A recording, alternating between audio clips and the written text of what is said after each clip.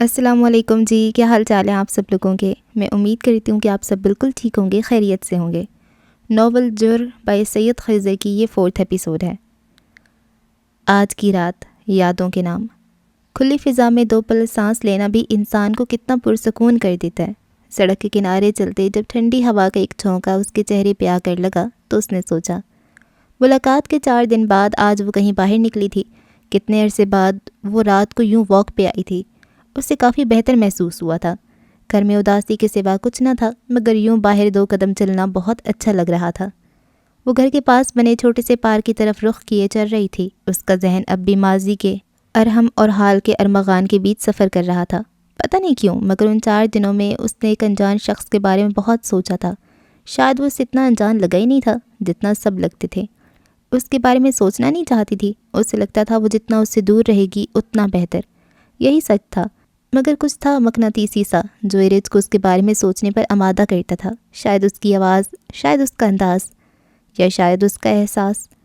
وہ سر جھٹکتے پارک میں داخل ہوئی اور زرد روشنی میں ڈوبی ایک سیٹ پہ جا بیٹھی۔ پارک تقریباً خالی تھا، بس کچھ بچے گھاس پہ ادھر ادھر بھاگتے فٹ بال کھیل رہے تھے۔ اسے بھی اختیار وہ یاد آیا، نیلی جرسی، گول چشمہ اور ہلکی شیپ۔ وہ پشت سیٹ سے ٹکائے آنکھیں موندے اس کا خیال دماغ سے جھٹک رہی تھی، شاید دل سے بھی۔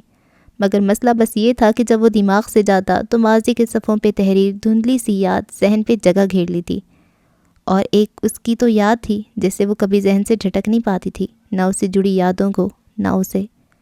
اس نے آنکھیں کھولی تو نظر میں تیز زرد روشنی جا ٹکی۔ تیز روشنی سے اس کی آنکھیں چندھیائیں تو اس نے پھر سے آنکھیں موند لیں۔ ماضی۔ اس نے آنکھیں کھولی تو ارحم اس کے سامنے بیٹھا مسکرا رہا تھا۔ اس کے ہاتھ میں پاپ کارن کے 2 چھوٹے چھوٹے پیکٹ تھے۔ ایک ایرج کو تھماتے خود اپنے والے پیکٹ سے پاپ کارن کے دانے چن چن کے کھانے لگا۔ مسالہ تو ڈلواتے۔ اس نے پاپ کارن کا ایک دانہ منہ میں رکھا تو لبوں سے گلا نکلا۔ پاپ کارن میں مسالہ کون ڈالتا ہے؟ وہ جیسے اس کی بات پہ حیران ہوا تھا۔ وہ ہر دن کی طرح اس دن بھی اتنا ہی تندرست لگ رہا تھا، سفید شرٹ پہ نیلی آستین کی چیک شرٹ پہنے۔ البتہ اس وقت اس کا چشمہ غائب تھا۔ سفید شرٹ پہ وہی سلور لاکٹ چمک رہا تھا۔ میں تو کھاتی ہوں، اور مزے کے ہو جاتے ہیں، وہ کھاتی ہوئی ساتھ ساتھ کہتی جا رہی تھی۔ پارک کے بیچوں بیچ فوارہ پانی کو بارش کی صورت میں برسا رہا تھا، مگر کراچی کی گرمی حد سے زیادہ بڑھتی جا رہی تھی۔ اس وقت بھی ہوا میں گرمائش تھی۔ اگر میں نہ ہوتا تو تمہاری موڈ سوئنگز کون سنبھالتا؟ وہ بھویں اکٹھی کیے سوالیہ نظروں سے ایرج سے پوچھ رہا تھا۔ اور تم کیوں نہ ہوتے؟ ایرج نے الٹا سوال کیا تھا۔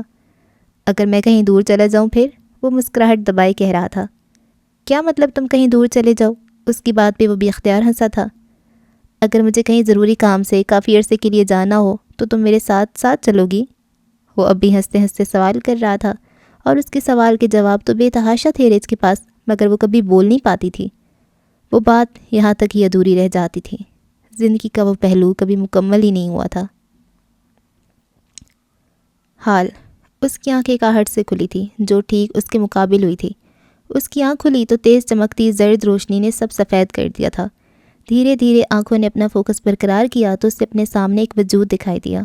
سب سے پہلی نظر اس کے ہاتھوں پہ گئی، پھر ہاتھ پہ بندی پٹی پہ، اور پھر اس کے ہاتھ میں موجود پیلے چاقو پہ جو اس کا ہی تھا، اور پھر ایرج کی نظر آہستہ آہستہ اٹھتی گئی اور وہ وجود آہستہ آہستہ بیٹھتا گیا۔ دونوں کی نظروں کا تبادلہ ہوا۔ آنکھوں کی رخ ساتھ ساتھ اوپر سے نیچے سفر کر رہے تھے، اور وہ کسی مسافر کی طرح ساتھ ساتھ، حتیٰ کہ وہ شخص اب اپنے گھٹنوں پہ گھنی گھاس پہ بیٹھ گیا تھا۔ نہ اس کی نظر ایرج سے ہٹی، نہ ایرج کی نظر اس سے۔ یہ آپ کی چوری، آپ اس دن شاید چھوڑ گئی تھیں۔ نظروں کا تبادلہ لمحے میں ٹوٹ گیا تھا۔ ایرج نے ایک بار پھر دیکھا، وہ ارمغان تھا، وہ ہل نہ پائی۔ لے لیں، یہ آپ کی ہی ہے۔ وہ اٹھ کے جا بھی نہیں سکتی تھی۔ وہ اس کے مقابل گھاس پہ بیٹھا ہوا تھا اور وہ بینچ پہ۔ بالآخر اس نے ارمغان کے ہاتھ سے چھری اٹھائی اور ہاتھوں میں سختی سے دبا لی۔ آپ کو لگا تھا میں آپ کو ماروں گا؟ اس کے لہجے میں کوئی دھمکی، کوئی روکھا پن نہیں تھا، مگر اس کے لہجے میں مٹھاس بھی نہ تھی۔ اس کا لہجہ بھی اسی کی طرح تھا، انجان۔ اس کے سوال پہ وہ چونکی نہیں تھی، مگر اس کے پاس جواب بھی نہ تھا۔ وہ نہیں چاہتی تھی کہ ارمغان کو پتہ چلے کہ اس ملاقات کے دوران اس کے پاس چھری بھی تھی، مگر وہ تو حفاظت کے لیے تھی۔ ہاں، اس نے بمشکل بولا تو اس کے حلق میں کانٹے پڑتے محسوس ہوئے۔ اسے پیاس نہیں لگی تھی، بس ماحول خشک ہو گیا تھا۔ میں خودکشی کیوں کروں گا؟ اس کا جواب وہ سمجھ ہی نہیں پائی تھی، اور جو گھاس پہ گھٹنے کے بل بیٹھا تھا اب آلتی پالتی مار کے آرام دہ طریقے سے گھاس پہ ہی بیٹھ گیا۔ تم یہاں کیسے؟ تم میرا پیچھا کر رہے ہو؟ एरिज पता नहीं क्यों जब भी उसके बारे में सोचती तो मनफी ही क्यों सोचती। उसके सवाल पर अरमगान के गले में गिल्टी उभर के मालूम हुई। हाँ, वो उसका पीछा कर रहा था, मगर किसी भी गलत मकसद के लिए नहीं। वो उसे सच बताना चाहता था, मगर 4 दिन में जो उसका हाल हुआ था, वो एक मुलाकात उसके लिए काफ़ी नहीं थी। उसकी उम्मीद टूट जाना तो उसके लिए ज़िंदगी का ख़त्म हो जाना था। वो एरिज को ये कैसे समझाता। मैं तुम्हारा पीछा क्यों करूँगा एरिज? उसने सफ़ेद झूठ बोला था, मगर उसे इस वक्त वही बेहतर लगा। ये सोच ही उसके लिए काफ़ी थी कि एरिज को उससे किसी डर का एहसास हुआ था।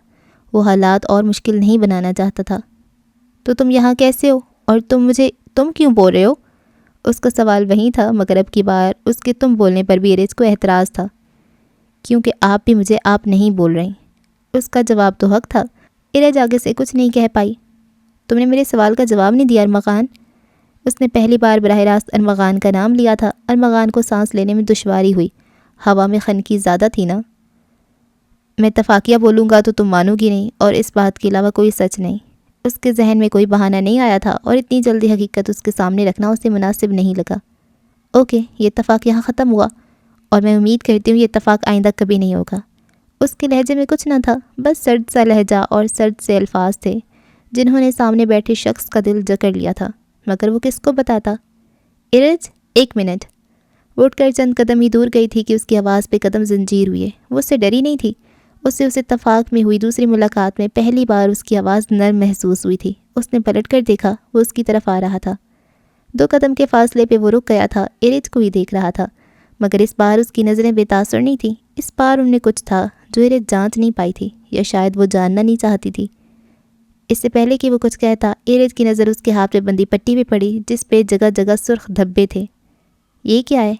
उसने उंगली के इशारे से उसके हाथ की तरफ इशारा किया तो उसकी नज़र भी अपने हाथ की तरफ गई। ये कुछ नहीं, कट लग गया था। इससे ज़्यादा वो उसे और क्या वजाहत देता। कट लग गया था या लगाया गया था? उसकी बात पे वो हैरान ज़रूर हुआ था, मगर ज़्यादा हैरानी तब हुई थी जब उसके सामने खड़ी एरिज ने उसे पीले चाकू का ब्लेड उसके सामने किया। उस पे खून के 3 नन्हे नन्हे सूखे कतरे दिखाई दे रहे थे। उन्हें बहुत गौर से देखा जाता तो वो वाज़े होते। तुमने खुदकुशी की कोशिश की है? उसके लाजवाब चेहरे को देखते एरिज ने उसे एक बार फिर मुखातिब किया। अब उसकी नज़रें चाकू से हटकर एरिज पे जा ठहरी थी। मोहब्बत की उम्मीद पूरी होने के लिए कुर्बानी मांगती है, और ये तो बस पहली सीढ़ी है। कौन सी उसकी बात पर वो अब लाजवाब थी, और उसकी अगली बात ने तो उसको शौक में डाल दिया था। परसों शाम 7 बजे अगर तुम आई तो मुझे लगेगा कि कुर्बानी रायगा नहीं गई। और वो कहकर रुका नहीं, तेज़ कदमों से पार्क से बाहर निकलने लगा, और वो जो पीछे खड़ी थी उसे आंखें फाड़ फाड़ कर जाता देखती रही। क्या वो इजहार? वो ज़ेरे लब बड़बड़ाती, अब भी फटी फटी निगाहों से खिला को देख रही थी। वो चला गया था। उसके वजूद की महक फ़िज़ा में और उसके अल्फाज का संगम उसके दिमाग में रह गए थे। वो आज पार्क में आई ही क्यों थी? वो आज पार्क गया ही क्यों था? फ्लैट का दरवाज़ा पटक के वो अपने कमरे में गया था। गुप्त अंधेरे के बावजूद उसने कमरा रोशन नहीं किया, वैसे ही जाके बिस्तर पे लेट गया। इंसान को गलतियों के बाद ही पछतावा क्यों होता है? उसे उस लम्हे के बाद से ही पछतावा शुरू हो गया था जब उसने तुम अब तक मर क्यों नहीं गए हो अरमगान? आज शायद। अरमगान का ख़ुद को कोसने का सेशन नंबर 5520 शुरू हो चुका था। इमोशंस कंट्रोल नहीं होते तुमसे, तुम क्या हो? वो ख़ुद को ऐसे डांट रहा था जैसे किसी और को गालियाँ दे रहा हो। जो तुमने आज की है उसके बाद तो एरिज क्या, दुनिया की हर लड़की तुमसे 100 मील दूर रहेगी। वो आने वाले हालात का खुद से हिसाब लगाने लगा था। अच्छा है, तुम यही डिज़र्व करते हो, बल्कि तुम इससे भी बदतर डिज़र्व करते हो। एरिज तुमको एक थप्पड़ भी रसीद कर देती तो वो भी काफ़ी ना होता। वो मुंह पे हाथ रखे आधे घंटे पहले भी ये मनाजिर को याद कर रहा था। अरमगान और इजहार मोहब्बत, ये कम अज़ कम अरमगान के ताहयात होने तक तो नामुमकिन लगता था, मगर ज़िंदगी भी तो अजीब और अजनबी होती है। आज अरमगान मुताहिर अली अपने जज्बात के सामने हार गया था। वो कभी नहीं आएगी, अब तो वो कभी नहीं आएगी, क्योंकि अगर अब वो आई तो मैं उसका सामना नहीं कर पाऊँगा। वो ख़ुद को एक आखिरी बार कोसता बिस्तर से उठा और अपने बिल्ले को तलाश करने लगा था। एक तो यह वारा बिल्ला मनहूस मारा कहाँ रहता है। जब ख़ुद को कोसना ख़त्म हो गया तो एक बेज़ुबान जानवर की बारी आ गई थी। ज़िंदगी में पहली बार उसने इतना कन्फ्यूज़ महसूस किया था। उससे मोहब्बत थी, मगर वो कभी उसे ओन नहीं कर पाया था। वो कभी मोहब्बत के इजहार को ओन नहीं कर पाया था। और आज जो उसने कहा था उसके बाद तो उसे अपनी ज़िंदगी से और नफ़रत महसूस हो रही थी। वो कभी नहीं आएगी, उसने एक बार फिर बड़बड़ाया। मैं कभी नहीं जाऊंगी। उसकी बाकी बातों से जब जहन हटा तो एक दूसरी बात उसके गले पड़ गई। اس نے ارج کو دعوت خاص دی تھی پرسوں شام 7 بجے، جہاں وہ کبھی نہیں جانے والی تھی۔ بہت ہو گیا ملاقاتوں اور سوالات کا یہ سلسلہ، اب اتفاق میں تو کیا، میں خواب میں بھی اس شخص کو دیکھنا نہیں چاہوں گی۔ اس کا دماغ بالکل کام کرنا چھوڑ گیا تھا، اسے اب نیند کی ضرورت تھی۔ گھر پہنچتی وہ بستر پہ لیٹ گئی تھی، سوتے ہوئے بھی اس کے ذہن میں وہی شخص دائرہ کاٹ رہا تھا، گول چشمہ، گندمی رنگت، ہلکی شیو، زخمی ہاتھ۔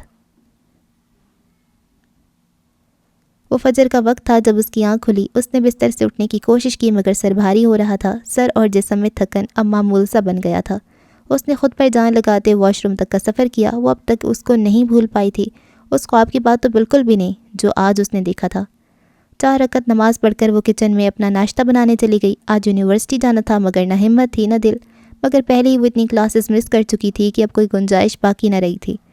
کمرے میں ناشتہ لائے وہ اس خواب کے بارے میں سوچ رہی تھی۔ اس نے خواب میں ارمغان اور خود کو دیکھا تھا، مگر دونوں نے ایک دوسرے پہ پستول تانی ہوئی تھی۔ ارمغان کی آنکھوں میں آنسو تھے اور ارج کی آنکھوں میں بے یقینی۔ تیز بارش تڑا تڑ برس رہی تھی، وقفے وقفے سے سرمئی بادلوں میں بجلی چمکتی منظر کو اور وحشتناک بنا رہی تھی۔ وہ کوئی سنسان سڑک تھی، بس بجلی کی روشنی تھی جو سڑک کو پل بھر کے لیے روشن کرتی اور پل بھر بعد اندھیرا۔ دل ٹوٹ جانا بہت دکھ دیتا ہے ارج۔ اس کے سامنے کھڑے شخص نے اسے اس کے نام سے مخاطب کیا تھا، پستول ویسے ہی تنی تھی، اور تم جانتی ہو کہ یہ بات میں نے اپنے لیے نہیں کہی۔ اس نے گہری سانس لیتے ہوئے کہا، انتظار انسان کو کھوکھلا کر دیتا ہے۔ نظروں کا تبادلہ ایک لمحے کے لیے بھی نہیں ٹوٹا تھا، جیسے آنکھیں جھپکی ہی نہ ہوں۔ میری امید ٹوٹتی جا رہی ہے اور تمہاری ٹوٹ گئی ہے۔ اس کے الفاظ جہاں ختم ہوئے، لمحے بعد بادل اتنی زور سے گرجے کہ اس کا چہرہ روشن ہوا۔ اس کے چہرے پہ خون لگا ہوا تھا، کپڑے جگہ جگہ سے پھٹے ہوئے تھے، ماتھے پہ سفید پٹی بندھی تھی۔ ارج نے سر جھٹکا تو حقیقت کی دنیا نے اس کا استقبال کیا تھا۔ وہ خواب کو جوڑ توڑ کرتی اس کا کوئی مطلب بنا رہی تھی۔ جہاں اس کو خواب کا منظر الجھا رہا تھا، وہاں ارمغان کے کہے الفاظ کوئی معنی ہی نہیں بنا رہے تھے۔ اس پر ارمغان نے ایسے پستول کیوں تانی ہوئی تھی؟ اس کے چہرے پہ خون کے نشان کیوں تھے؟ وہ خون کس کا تھا؟ اور پھر ارمغان کے الفاظ، کون سی امید، کس کا انتظار؟ ارج کی سوچ جہاں جا رہی تھی وہ قابل یقین تھی نہیں۔ وہ ارم کے بارے میں نہیں جانتا تھا، اور اگر ارم کو جانتا بھی تھا تو ارج کے احساسات کو کبھی نہیں جان سکتا تھا۔ جو اظہار ارج ارم کے سامنے ٹھیک ڈھنگ سے نہیں کر پائی تھی، وہ ایک انجان شخص کیسے جان سکتا تھا؟ اس نے اس کی بات کا کوئی اور مطلب نکالنے کی کوشش کی۔ وہ یہ تو بھول گئی تھی کہ جو اس نے دیکھا تھا وہ خواب تھا، اور خواب دل و دماغ کی باتوں کو مناظر کی صورت میں دکھاتا ہے۔ وہ یونیورسٹی سے گھر آئی تو تقریباً مر چکی تھی۔ کھانا کھائے بغیر وہ بستر پہ جا لیٹی تھی۔ پورے دن اس نے خود کو مصروف رکھا تاکہ وہ خواب اس کے ذہن سے نکل جائے۔ وہ ناکام ہوئی تھی، وہ ارحم کو نہیں جانتا تھا، پھر وہ کیسے دعوے سے کہہ رہا تھا کہ اس کی امید ٹوٹ چکی ہے؟ اسے معلوم تھا کہ اس کی امید ٹوٹ چکی ہے، مگر وہ زندگی میں ارحم کی جگہ کسی کو نہیں دے پائے گی، اسے یہ بھی معلوم تھا۔ اس نے نہ جانے کتنی ہی بار ارمغان کو ارحم کی جگہ رکھ کے سوچا، مگر وہ نہیں کر پاتی۔ جو لمحے اور جو احساس ارحم کے ساتھ محسوس ہوئے تھے وہ کسی اور کے ساتھ کبھی نہیں ہوئے تھے، نہ ہو سکتے تھے۔ آنکھیں بند ہونے تک وہ اپنے ذہن میں خود کو اپنا فیصلہ سنا چکی تھی۔ اسے یہ اندازہ بھی نہ تھا کہ اس کا فیصلہ ارمغان کی بھی وہی حالت کر سکتا تھا جس میں وہ معلوم نہیں کتنے سالوں سے اٹکی ہوئی ہے، مگر وہ فیصلہ اس کے لیے بھی اور ارمغان کے لیے بھی بہتر تھا۔ اسے کیا معلوم تھا اس کا ایک انکار اس کی زندگی کے ساتھ کیا کرنے جا رہا ہے۔ 2 دن بعد گھر سے باہر نکلنا بھی اس کے اندر کی حالت میں کوئی تبدیلی نہ لایا تھا۔ اس کا دل ایک ماچس کی تیلی کی طرح سلگ رہا تھا، آہستہ آہستہ درد کی ہر لہر کو محسوس کرواتا۔ آج اس کا آخری پریکٹس میچ تھا اور آج رات ہی اسے لاہور روانہ ہونا تھا۔ کل سے ٹورنامنٹ کے میچ شروع ہونے کو تھے اور آج بہت ہلکا پھلکا سا وارم اپ تھا۔ کلب میں داخل ہوتے ہی اس نے پوسٹر بینر پہ اپنے کلب کا نیا لوگو دیکھا۔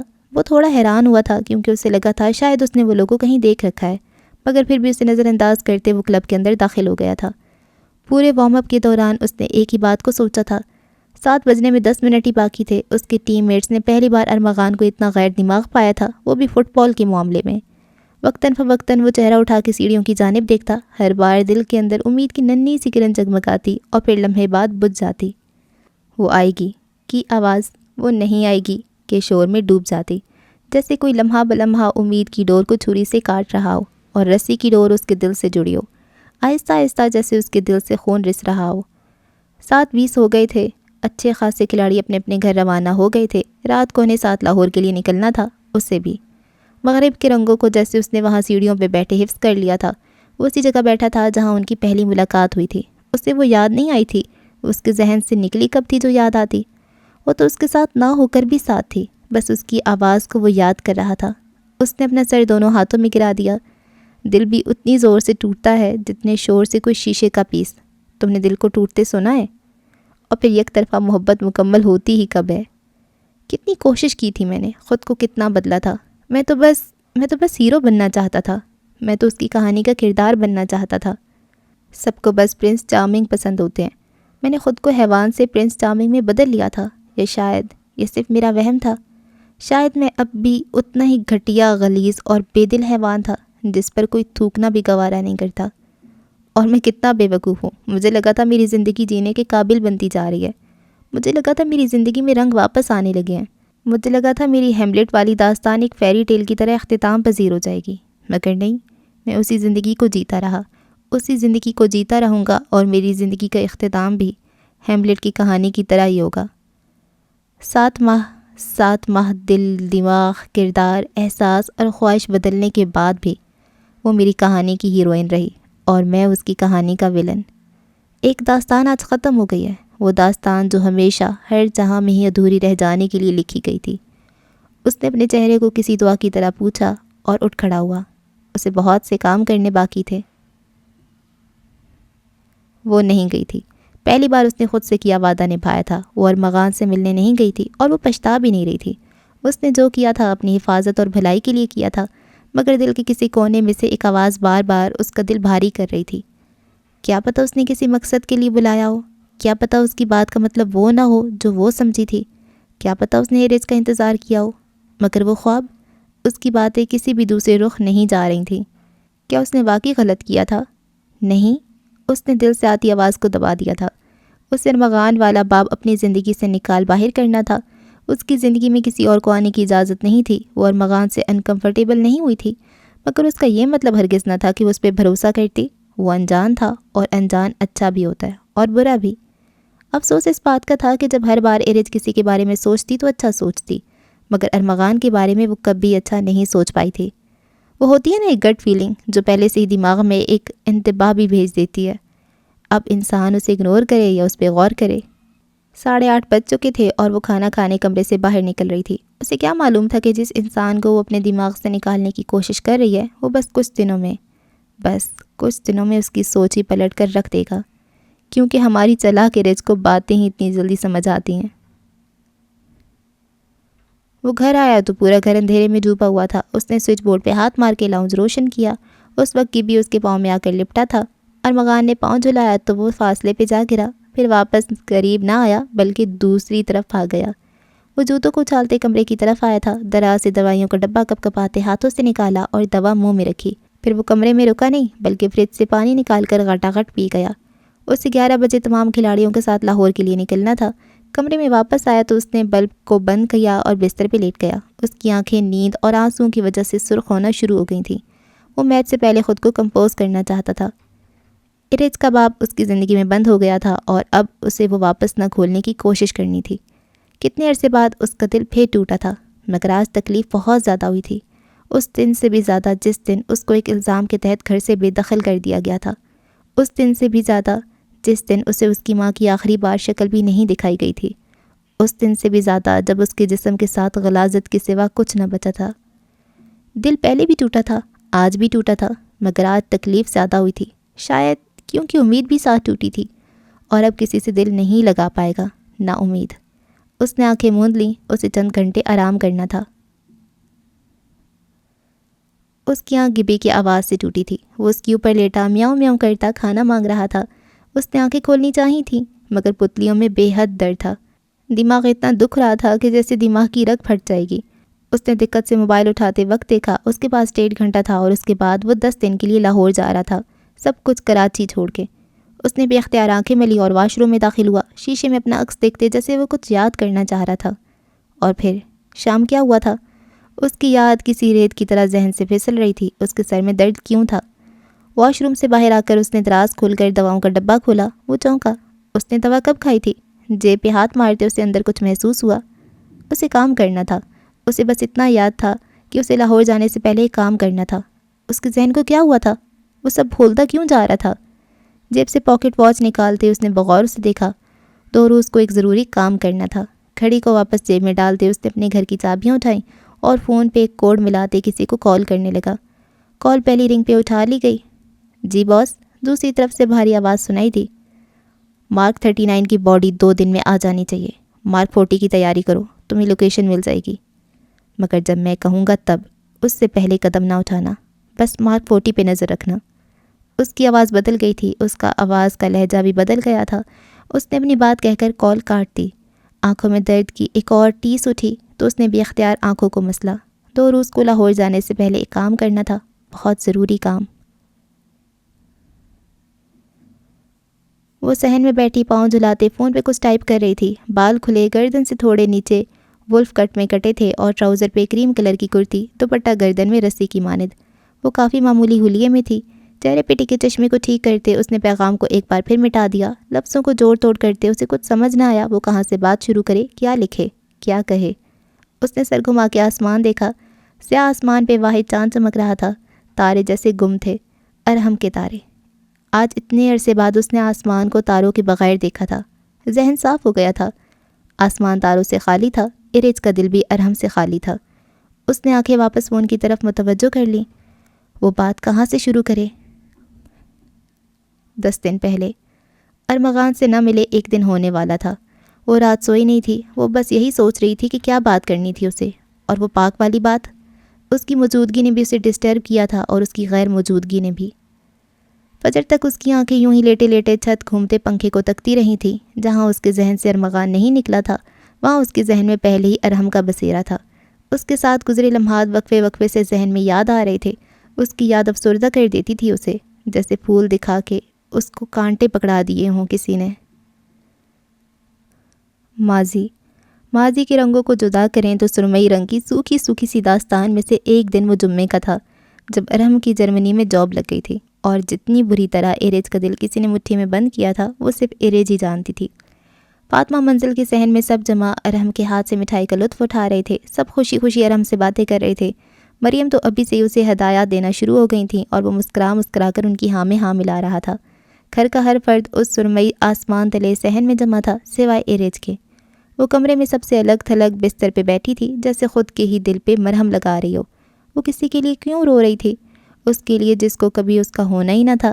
اگر وہ اس کی قسمت کی سنہری لکیر نہ تھا تو اسے کس چیز کا غم تھا؟ وہ کیوں رو رہی تھی؟ ایک دن اسے ایسے ہی جانا تھا، ملک سے بھی اور دل سے بھی، مگر وہ اسے دل سے نکال نہیں پائی تھی۔ اس نے کبھی نہ سوچا تھا کہ زندگی کا یہ مرحلہ اتنا مشکل ہوگا۔ وہ ہر لمحے اس وقت کے لیے تیار تھی، مگر اب کہ جب وہ وقت آیا تھا تو پتہ نہیں کیا ہوا تھا۔ اس کی آواز نہیں نکلی تھی، مگر آنسو گواہ تھے۔ اس کے دل میں ایک امید سی جاگی تھی، کیا پتہ وہ میرے کہنے پہ جرمنی نہ جائے یا پھر مجھ سے۔ یہ امید بہت نازک تھی، جیسے اسے امید سے ہی امید نہ ہو، مگر دل تو دل تھا، ہر مرحلہ ہر مشکل پار کرنے کے لیے تیار تھا۔ رات 11 بجے وہ اپنی کچی نیند سے جاگی تھی۔ کمرہ روشنی میں ڈوبا ہوا تھا، اس کی آنکھ لگ گئی تھی اور دروازے پہ ایک آہٹ نے اسے جگا دیا تھا۔ اس نے چشمہ چہرے پہ ٹکائے دروازے کے پاس دیکھا، وہی سلور لاکٹ۔ ایرج جانتی تھی کہ وہ کس کا لاکٹ ہے، وہی تو جانتی تھی۔ چپل پیروں میں پھنسائے اس نے لاکٹ اٹھایا، وہی ابری ہوئی عبارت۔ وہ مسکرائی تھی، مگر اس مسکراہٹ میں کوئی خوشی ہی نہیں تھی۔ اسے آج ہمت کرنی تھی، اپنی محبت کے لیے ایک قدم اٹھانا تھا۔ وہ مجھے کبھی انکار نہیں کرے گا، اسے امید سے زیادہ اعتماد تھا۔ وہ سیڑھیاں چڑھتے گیلری تک پہنچ گئی تھی۔ بالکنی پہ پہنچتی اس کے قدم رک گئے تھے۔ سرمئی ڈھیلی ڈھالی شرٹ پہنے، چشمہ سامنے ٹیبل پہ رکھا تھا۔ وہ اسے دیکھتی ہی مسکرایا تھا۔ ہر بار کی طرح اس کی مسکراہٹ میں وہی کشش تھی جو اس کی شخصیت میں تھی۔ وہ ٹیبل قریب آنے لگی۔ حال اس نے یادوں کا سلسلہ وہیں توڑ دیا۔ وہ پھر سے اپنا دل کیسے دکھاتی؟ وہ اس رات کو پھر سے کبھی دہرا نہیں پائے گی۔ اس کا دل رک جاتا تھا۔ وہ جمعے کی رات اس کی زندگی کے خوبصورت آئینے کو چکنا چور کر کے ایک حقیقت کا آئینہ اس کے سامنے لاتی تھی، جس میں وہ اپنا ٹوٹا عکس خود بھی کبھی دیکھ نہ پائی تھی، نہ دیکھ پائے گی۔ فجر تک وہ یوں ہی جاگی رہی تھی۔ فجر کی اذان پہ بھی وہ نہیں اٹھی، یہاں تک کہ فجر قضا ہو گئی۔ دروازے پہ آہٹ ہوئی، یقیناً ہینا ہوں گی۔ وہ صبح اٹھ کے سب کے لیے ناشتہ بناتی تھیں، مگر ایرج کے کمرے کا دروازہ نہیں کھلا۔ اس نے اٹھ کے دیکھا بھی نہیں۔ اس کے اندر ہمت ہی نہیں بچی تھی کوئی کام کرنے کی۔ تکان اور درد کا ایسا امتزاج تھا۔ ایرج کی آنکھیں بند دروازے تک جا ٹھہری تھی۔ وہ نہیں دیکھ سکتی تھی کہ اس کے کمرے کے باہر کون کھڑا تھا۔ ارادے کے خلاف وہ اسے بھول نہیں سکا تھا۔ اسے لاہور آئے آج 2 دن ہو گئے تھے، اور وہ ایرج نامی باب اپنی زندگی سے بند نہیں کر پایا تھا۔ وہ اس کو سچ بتانا چاہتا تھا، وہ اسے سب بتانا چاہتا تھا، مگر پتہ نہیں لاہور آ کے ہر یاد میں دھندلا پانی سا پڑ گیا تھا۔ وہ ٹورنامنٹ جس کا اس کو اتنی شدت سے انتظار تھا، اب جب وہ دن آیا تھا تو تمام جذبے جیسے راکھ ہو گئے تھے۔ پہلا میچ ہو چکا تھا جس کو وہ بآسانی جیت گئے تھے۔ وہ اس وقت گلبرگ کے ایک ہوٹل میں جوتے اتار رہا تھا۔ اس نے ایرج کا انسٹاگرام کھولا، وہاں انسٹاگرام یوزر لکھا آ رہا تھا، تمام پوسٹ غائب ہو گئی تھیں۔ اس نے ارمغان کو بلاک کر دیا تھا۔ اس نے گہری سانس بھری، وہ اب کوئی قدم نہیں اٹھا پائے گی۔ اپنا دل کوئی ایک جگہ سے 2 بار کیسے توڑوا سکتا تھا؟ کاش میں شیطان ہوتا، غلط کام کرتا، مگر لوگوں کو تو نہ دکھتا، نہ ان کو دکھتا، نہ ان سے دل لگاتا، نہ لوگوں کو پتہ لگتا، نہ میں نظروں میں آتا۔ اس نے بے آواز کہا تھا، جیسے خود پہ بھی اب ترس آنے لگا تھا۔ وہ یونیورسٹی کے آئینے کے سامنے کھڑے اپنے عکس دیکھ رہی تھی، گہرا سانپلا چہرہ، آنکھوں کے نیچے گہرے حلقے جو کنسیلر سے چھپانے کے باوجود بھی چھپ نہ پائے تھے۔ یہ اسی ایرج کا عکس تھا جو خود سے ڈرتی تھی، جو کچھ کہتی نہ تھی کیونکہ اسے لگتا تھا کہ اس کی ہر بات غلط اور فضول ہے۔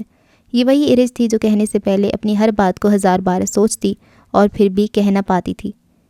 ایرج تمہارا اتنا لو کانفیڈنس ہے، آج صبح اس کی دوست نے کسی بات پہ اسے کہا تھا۔ یہ وہی ایرج تھی جو اداس ہوتی تو خود کو خود مناتی تھی۔ ایرج خود کی نظروں میں ہی فضول تھی تو کسی اور کی نظروں کو کیا بھاتی؟ اس میں کیا تھا پسند کرنے والا؟ وہ ہار مان جاتی تھی کیونکہ وہ کبھی جیت کے قریب بھی پہنچ نہیں پائی تھی۔ اسے شرمندگی ہوتی تھی خود سے، وہ اپنی باتوں میں ہی کھو جاتی تھی، دوسرے لوگوں کی باتوں کو ذہن میں سوار کر لیتی۔ اس کا اصل چہرہ کیا تھا؟ اس کی خواہشات کیا تھیں؟ اس کی خواہشات وہ تھیں جو لوگ اسے بتاتے تھے، اس کا اصل وہ تھا جو لوگ اسے دکھاتے تھے۔ ایرج خود میں تو کچھ نہ تھی، لوگ صحیح تھے، لوگ اس کو برے مشورے کیوں دیں گے؟ اس نے کبھی احتجاج ہی نہیں کیا تھا کیونکہ اس کی نظروں میں تو اس کی باتیں بھی بے معنی تھیں۔ وہ خود کے لیے کیا قدم اٹھاتی جب وہ اپنی زندگی میں خود ہی ایک سائیڈ کریکٹر تھی؟ اس کو غائب دماغی سے نکالنے والی آواز بیگ میں بجتے رنگ ٹون کی آواز تھی۔ اس نے ایک ہاتھ سے آنکھوں سے ٹپکتے آنسو پونچھے جو نہ جانے کب آئے تھے۔ فون نکال کر اس نے نمبر دیکھا۔ آج پہلی بار اس نمبر کو دیکھ کے اسے خوشی نہیں ہوئی تھی۔ وہ ارحم کی کال تھی، نہ جانے کتنے دنوں بعد اس نے کال کی تھی۔ ایرج نے سرخ بٹن دبا دیا، فون واپس سے بیگ میں ڈالا اور نل کھول کر پانی کی چھینٹیں منہ پہ مارنے لگی۔ کیا فائدہ تھا اس ریل گاڑی کے پیچھے بھاگنے کا جو اس کی منزل کی طرف ہی نہ جاتی ہو؟ لوگ کہتے ہیں کہ انسان کو بدلنے میں سال لگ جاتے ہیں، مگر نہیں، انسان تو لمحوں میں بدلتا ہے۔ اس کا دل لمحوں میں پلٹ جاتا ہے، برائی سے اچھائی کی طرف یا اچھائی سے برائی کی طرف۔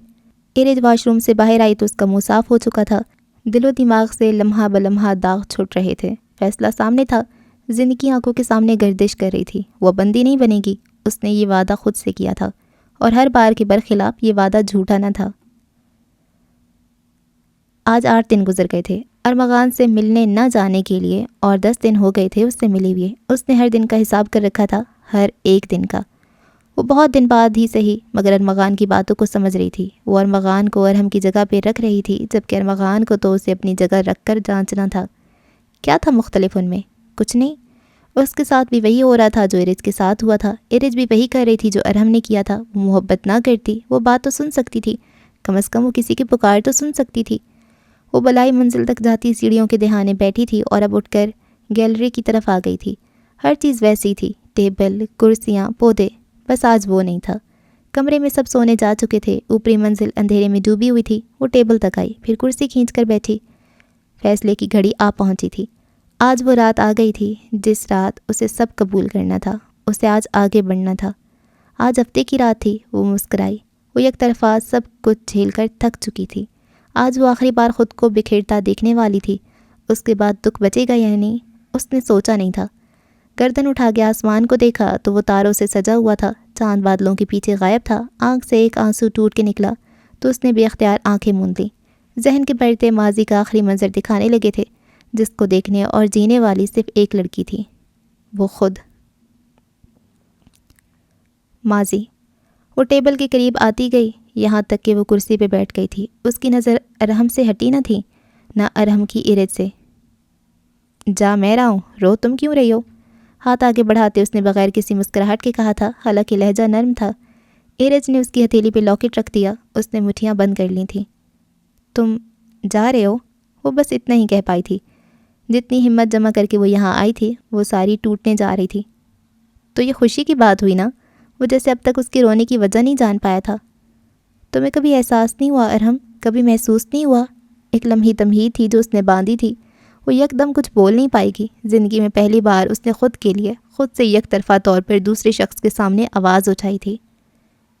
کیا احساس نہیں ہوا ایرج؟ مجھے بتاؤ کیا پریشانی ہے؟ وہ ہاتھ باہم پھنسائے اس سے کہہ رہا تھا۔ آسمان سے ہلکی ہلکی پھوار برسنے لگی۔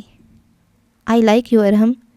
پھوار جیسے برس رہی تھی ویسے ہی برستی رہی، مگر پتہ نہیں شور کیوں بڑھ گیا تھا، باہر کا شور، اندر کا شور۔ وہ دونوں ساکت ایک دوسرے کو دیکھ رہے تھے۔ لمحہ آتا گیا، گزرتا گیا۔ واٹ؟ وہ اس کی بات پہ تھوڑا غیر آرام دہ ہوا۔ اس کی آواز میں چونک جانے کی جھلک آئی تھی۔ تمہیں کبھی اندازہ نہیں ہوا ارحم؟ اس کا گلا روندنے لگا تھا۔ اس نے اتنی ہمت تو کر لی تھی، آگے بات کرنے کی ہمت کہاں سے لاتی؟ مگر میں نے… ارحم بار بار لب کھولتا پھر جملہ ادھورا چھوڑ دیتا۔ ایرج کو لگا وہ اگلا سانس نہیں لے پائے گی۔ وہ مجھے کبھی انکار نہیں کرے گا؟ ایرج میں نے تمہیں کبھی اس طریقے سے نہیں دیکھا۔ وہ جملے ٹوٹے ہوئے تھے مگر لہجہ ویسا ہی مضبوط تھا۔ وہ اب ایرج کو نہیں دیکھ رہا تھا، اپنے ہاتھوں کو دیکھ رہا تھا۔ نہ کبھی دیکھنا چاہوں گا۔ تم… میرے بارے میں اتنا کیوں پتہ تھا پھر تم کو؟ میری ہر پسندیدہ چیز مجھے تم ہی منانے آتے تھے نا جب میں کبھی اداس ہوں۔ کیوں؟ وہ اس کی بات کاٹے ایک سانس میں بول رہی تھی۔ تم نے مجھے نشانیاں دی ارحم، تم نے۔ اس کے حلق میں آنسوؤں کا پھندا اٹک گیا تھا۔ وہ بہت کچھ بولنا چاہتی تھی مگر بول نہیں سکی۔ میں سب کے ساتھ ایسی ہی ہوں ایرج، تمہارے ساتھ، سعد کے ساتھ، سارا کے ساتھ، دانیال کے ساتھ۔ مجھے سب کی پسندیدہ چیزیں معلوم ہیں، مجھے سب کو منانا آتا ہے۔ میں نے تمہیں کبھی کوئی سائن نہیں دیا، ورنہ میں خود تم سے بات کرتا، خود کانفیس کرتا۔ وہ اب چونکا چونکا سا لگ رہا تھا۔ پھر ہر رات پورے گھر کو چھت پہ کیوں نہیں بلاتے؟ صرف میں ہی کیوں؟ وہ اس کی بات پہ ششتے رہ گیا تھا۔ کیونکہ تم بہت قابل لڑکی ہو ایرج، اور تم بہت روتی ہو۔ تم اس گھر میں جیسا ٹریٹ کیا جاتا ہے میں جانتا ہوں۔ میں نے تم سے ہنس کے بات کی، تم کو گھمانے لے کر گیا، تم کو تحائف دیے، مگر یہ کہیں بھی محبت کے دائرے میں نہیں آتا ایرج۔ تم میری کزن ہو، تم میرے لیے سارا جیسی ہو۔ میں تمہارے بارے میں کبھی ایسے نہیں سوچ سکتا۔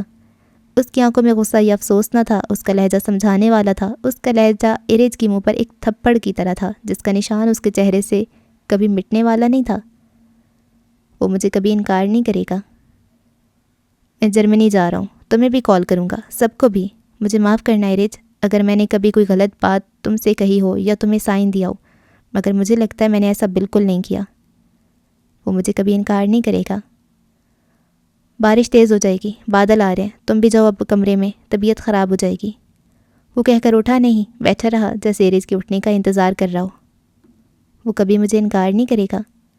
اسے اندازہ نہیں ہوا کہ وہ کب سیڑھیاں اتر کر کمرے تک آئی تھی۔ اس نے دروازہ آہستہ سے بند کیا۔ اس کے بال بھیگ چکے تھے، وہ بستر پہ آ کر بیٹھ چکی تھی۔ وہ مجھے کبھی انکار نہیں کرے گا۔ یہ وہ رات تھی جب ایرج باہر سے تو ویسی ہی رہی تھی مگر اندر سے مکمل تبدیل ہو گئی تھی۔ وہ بستر پہ بیٹھی تھی، آنکھوں میں نہ جانے کتنے آنسو مڑ آئے تھے جنہیں وہ چاہ کر بھی نہیں بہا پائی۔ اس کے ہاتھ بے اختیار بالوں کی جڑوں تک گئے۔ اس نے اپنے بالوں کو مٹھی میں پھنسایا اور زور سے کھینچ دیا۔ نہ جانے کتنے بال ٹوٹ کر ہاتھ میں آئے تھے، نہ جانے کتنے آنسو بستر کی چادر میں جذب ہوئے تھے۔ اور یک طرفہ محبت مکمل ہوتی بھی ہے کیا؟ حال۔ اس نے آنکھیں کھولی تو اس کا چہرہ نمکین پانیوں سے بھیگا ہوا تھا۔ ہوا خشک تھی اور سانس پتہ نہیں کیوں چڑھ رہا تھا۔ اس نے گہرے گہرے سانس لیے۔ وہ کامیاب ہوئی تھی۔ اس نے ماضی کے اس صفحے کو پڑھ کر جلا ڈالا تھا جس کی وہ کبھی کوشش بھی نہ کر پائی تھی۔ وہ اسے بھول نہیں پائے گی، نہ اس سے جڑی اچھی اور بری یادوں کو، مگر وہ ان یادوں سے اب ڈرتی نہیں تھی۔ اسے اب ڈر نہیں لگ رہا تھا۔ اس کا دل خالی تھا مگر ہلکا ہو چکا تھا۔ اس کا دل جیسے داغوں سے صاف ہو چکا تھا۔ وہ ارحم کو دل سے نہیں نکال پائی تھی مگر اس نے ارحم کو دل میں ہی کہیں دفن کر دیا تھا، جیسے اس ہڈی کو نگل لیا ہو جو عرصے سے نہ اگلی جا رہی تھی نہ نگلی۔ اس نے قبول کر لیا تھا، اس نے اپنے آپ کو قبول کر لیا تھا۔ بس چند دن میں بہت کچھ بدلا بدلا سا لگ رہا تھا، جیسے زندگی میں اب آسانیاں آنے والی ہوں۔ اس نے چہرے پوچھتے ہوئے قمیص سیدھی کی اور کرسی سے اٹھ کھڑی ہوئی۔ پھر باہر کا منظر دیکھا۔ وہ پہلے جیسی ایرج نہیں بن پائے گی کیونکہ جو ٹوٹا تھا اس کے حصے جوڑنا ممکن نہ تھا، مگر وہ ذہن سے آزاد تھی، دل سے آزاد تھی، اتنا کافی تھا۔ اس نے قدم سیڑھیوں کی جانب بڑھا دیے تھے۔ اب ایک اور شخص بھی تھا جس کے بارے میں اسے سوچنا تھا، مگر اب فیصلے آسان لگ رہے تھے۔ اب اسے سب آسان لگ رہا تھا۔ گیلری ویسے ہی ویران رہ گئی تھی۔ اندھیرے میں ڈوبی وہ گیلری وہ ایرج کو جاتے دیکھتی رہی، اور پھر گیلری کی اوٹ میں سے کوئی باہر آیا۔ اس کے ہاتھ میں فون تھا جس پہ وہ مسلسل کچھ لکھ رہا تھا۔ اس نے بھی ایرج کو سیڑھیاں اترتے دیکھا تھا۔ میں نے اس سے معافی مانگی نہیں تھی۔ وہ بالکنی میں کھڑا ہاتھ بالوں میں چلاتے کسی سوچ میں گم لگ رہا تھا۔ اس نے نیلی شرٹ اور ٹخنوں سے تھوڑی نیچے آتی شارٹس پہن رکھی تھیں۔ اسے آج گبی یاد آ رہا تھا۔ اس کے باقی دوست بستر پہ سوئے تقریباً مردہ لگ رہے تھے، اور وہ رات کے اس پہر اپنی زندگی کے سب سے حسین باب کے بدترین انجام کو سوچتے پچھتا رہا تھا۔ کیا اسے وہ میری بات یاد ہوگی؟ مجھے اسے سچ بتانا چاہیے تھا۔ کیا ایک ملاقات نہیں ہو سکتی اب، صرف اظہار سچ کے لیے، اس کے سوال کے جواب کے لیے؟ وہ دل ہی دل میں سوچتا سوال بنا رہا تھا، خود ہی جواب بھی دے رہا تھا۔ اس کا دل بالکل خالی ہو گیا تھا۔ ٹورنامنٹ کا فائنل میچ کل صبح ہونا تھا، اور وہ رات گئے اس پہر تک جاگ رہا تھا۔ میں نے اسے 7 ماہ پانے کی جدوجہد کی تھی، میں نے اسے 7 ماہ پانے کی کوشش کی تھی، اور میں نے اسے 2 ملاقاتوں میں کھو دیا۔ اب کی بار اس نے دل میں نہیں بولا تھا، بلکہ اس کے لب پھڑپڑائے تھے۔ اس نے نظر بھر کے لاہور کے کشادہ سڑک کو دیکھا، جو رات کے اس پہر بھی کافی روشن تھی۔ لاہور کافی کھلا کھلا تھا، وہاں کراچی کے لحاظ سے گھٹن نہیں ہو رہی تھی۔ اس نے گہری سانس لی اور کمرے میں واپس آ گیا۔ اسے ایک رات اور بتانی تھی ایرج کے باب کو بند کرنے کی کوشش میں، جس میں وہ کب سے ہارتا آیا تھا۔ وہ دونوں فیلڈ کی گھاس پہ بیٹھے باتیں کر رہے تھے، کچھ وہ اپنی سناتا، کچھ ایرج اپنی۔ آج موسم بہت خوشگوار تھا، آسمان الگ الگ رنگوں میں ڈھلتا جا رہا تھا۔ کیا مطلب تم خواب نہیں دیکھتے؟ ہر انسان کے گولز تو ہوتے ہیں نا، وہ برا سا منہ بنائے اس سے کہہ رہی تھی۔ خوابوں میں کیا دیکھوں؟ گولز ہیں، مگر کبھی خواب نہیں دیکھے جو آسمان کو چھوتے ہوں۔ وہ اب اس کی طرف منہ کیے بول رہا تھا۔ تو اتنے دماغ کا کیا فائدہ جب اپنی ہی زندگی فینٹیسائز نہ کر سکو؟ اسے لگا جیسے وہ کوئی فیکٹ کسی ان پڑھ کو بتا رہی ہو۔ اچھا یہ بتاؤ، خواب دیکھوں تو ان میں کیا سوچوں؟ اب وہ سوال کر رہا تھا، چہرے پہ مدھم مسکراہٹ تھی۔ لو بھلا، خواب سوچ کے دیکھے جاتے ہیں؟ خواب تو ہوتے ہیں سوچ کو آزاد کرنے کے لیے۔ وہ اس کی بات میں مدھم سا مسکرایا۔ اگر خواب سوچ کر دیکھے نہ جائیں تو یہ خود کو جھوٹی تسلی دینا ہوا نا؟ وہ اس کی بات ہرگز ماننے کو تیار نہ تھا۔ جھوٹی تسلی صحیح، مگر اچھے ہوتے ہیں۔ اس نے اب چہرہ موڑ لیا۔ وہ اب دور آسمان پر پھیلائے پرندوں کو دیکھ رہا تھا۔ تو اس کا مطلب ہے تمہیں فریب میں آنے کا شوق ہے؟ اب کی بار اس نے بولا تو مسکراہٹ لبوں تلے دبائی۔ روز یہاں آتی ہوں۔ فریب میں؟ اپنا چہرہ گھمائے اس نے کہا تھا، اس کے چہرے پر بھی مسکراہٹ تھی۔ یعنی میں تمہیں فریب لگتا ہوں؟ وہ ابرو اکٹھے کیے اسے سوالیہ نظروں سے دیکھ رہا تھا۔ کبھی کبھی مجھے لگتا ہے تم اصلی نہیں ہو، تم ایگزسٹ نہیں کرتے، تم فریب لگتے ہو مجھے، تمہاری آنکھیں فریب لگتی ہیں۔ آخری بات پہ وہ خود ہی ہنستی تھی۔ وہ چند لمحے اسے ایسے ہی دیکھتا رہا۔ ایرج کے پیروں کے پاس فٹ بال پڑی تھی، سورج ڈھلتا جا رہا تھا، چاند بادلوں پہ سجدہ جا رہا تھا۔ اور مجھے تمہاری آنکھیں خوبصورت لگتی ہیں۔ چند لمحوں بعد اس نے خاموشی توڑی تھی۔ اس کی بات پہ ایرج اور کھلکھلا کے ہنسی۔ یہ 2.5 کلو کے چشمے میں ڈھکی میری آنکھیں بھی دکھ جاتی ہیں تمہیں؟ خود کو کنٹرول کرتے کہنے لگی۔ ایسے نہیں، ارمغان نے کہتی ہوئی ہاتھ بڑھایا۔ ہاتھ ایرج کے چشمے پہ جا ٹھہرا۔ دونوں کی نظریں ملیں تو جیسے کسی نہر اور آگ کا سنگم برپا ہوا۔ اس نے آرام سے ایرج کے چہرے سے چشمہ ہٹایا۔ ایسے، یہ آنکھیں مجھے خوبصورت لگتی ہیں، وہ اب دھیرے سے مسکراتے ہوئے کہہ رہا تھا۔ اس کی بات پہ ایرج کچھ نہ بول سکی، بس حیرانی سے ارمغان کو دیکھی گئی کہ جب ارمغان ایک اور وقفے کے بعد بولا، دنیا میں کتنے ہی سیریل کلرز آئے اور گئے، کیا تمہیں پتہ ہے ایرج کہ ان کے مرنے کا سبب سب سے زیادہ کیا چیز بنتی تھی؟ اس نے اچانک سوال کیا تھا۔ ایرج اس کے غیر متوقع سوال پہ سوچنے لگی، پھر نفی میں سر ہلا دیا۔ نہیں پتہ، کیا سبب بنتا ہے؟ ان سب کو محبت ہو جاتی تھی۔ وہ حیران ہوئی تھی، اس کے سوال پہ بھی اور اس سوال کے جواب پہ بھی۔ اس کا چشمہ اب بھی اس کے ہاتھ میں تھا اور وہ مسکرا رہا تھا۔ ایرج نے آنکھیں کھولی، جیسے حقیقت کی دنیا میں واپس آئی ہو۔ کمرہ گپ اندھیرے میں ڈوبا ہوا تھا۔ وہ آج پہلی بار خود اٹھی تھی۔ اسے کسی ڈراؤنے خواب یا کسی کی آواز نے نہیں جگایا تھا۔ آج پہلی بار وہ کسی خواب کو دیکھتے ہوئے مسکرائی تھی۔ ارحم سے جڑی یادیں چاہے جیسے بھی ہوں، اچھی یا بری، ان کو یاد آتے ہوئے وہ ہمیشہ اداس ہو جاتی تھی۔ وہ ارحم اور اس کی یادوں پہ کبھی مسکرائی نہ تھی، اور جس کے ساتھ اس کی اچھی یادیں نہ تھیں وہ اس کو یاد کرتے مسکرائی تھی۔ یہ کیسی کشمکش تھی۔ واش روم سے واپس آ کر اس نے جائے نماز بچھائی اور مغرب کی قضا نماز ادا کی۔ حالانکہ وہ پاور نیپ سے جلد اٹھ جایا کرتی تھی، مگر آج لمبی سو گئی تھی۔ سلام پھیرتے وہ جائے نماز پہ پتہ نہیں کتنے لمحات بیٹھی رہی۔ تاروں سے خالی آسمان کو دیکھتی رہی۔ اس کے ذہن میں وہی خواب منڈلا رہا تھا۔ اس خواب میں سب بچہ تھا، سب خوبصورت، سب حسین تھا۔ خواب میں ہی صحیح، مگر کسی نے پہلی بار اس کی آنکھوں کی تعریف کی تھی۔ جائے نماز طے کر کے وہ چارپائی پہ ہی بیٹھ گئی تھی۔ پتہ نہیں وہ کون سا لمحہ تھا جب دل نے اسے وہ قدم اٹھانے پہ راضی کر لیا تھا جس کے بارے میں وہ نہ جانے کتنے دنوں سے سوچ رہی تھی۔ ارمغان سے اسے دلی لگاؤ نہیں ہوا تھا، مگر اس نے فیصلہ کر لیا تھا کہ وہ اس کی بات ضرور سنے گی۔ ایک آخری بار صرف اس خاطر کہ وہ ایک اہم کردار تھا اس کو بدلنے کے لیے۔ نہ چاہتے ہوئے بھی اس نے چہرے پہ چشمہ ٹکایا، فون اٹھا کے پہلے ارمغان کو ان بلاک کیا اور اسے میسج ٹائپ کرنے لگی۔ اس نے بھی اختیار سر کو واپس اٹھا کے آسمان دیکھا۔ آسمان تاروں سے خالی تھا، ایک چاند جو مکمل چمک رہا تھا وہ کافی تھا، تاروں کی ضرورت بھی نہیں لگتی تھی۔ پہلی بار ارمغان کو سوچتے اسے ارحم کا خیال نہیں آیا تھا، کیونکہ ایرج نے اپنا دل اپنی خواہشات اور اپنے اقدام کے لیے خالی کر لیا تھا۔ ارمغان اس کے ذہن میں تھا، وہ دل میں آتا یا نہیں، وہ ذہن سے جانے والا نہیں تھا، اور ایرج نے قبول کر لیا تھا۔ ایرج نے سب قبول کر لیا تھا۔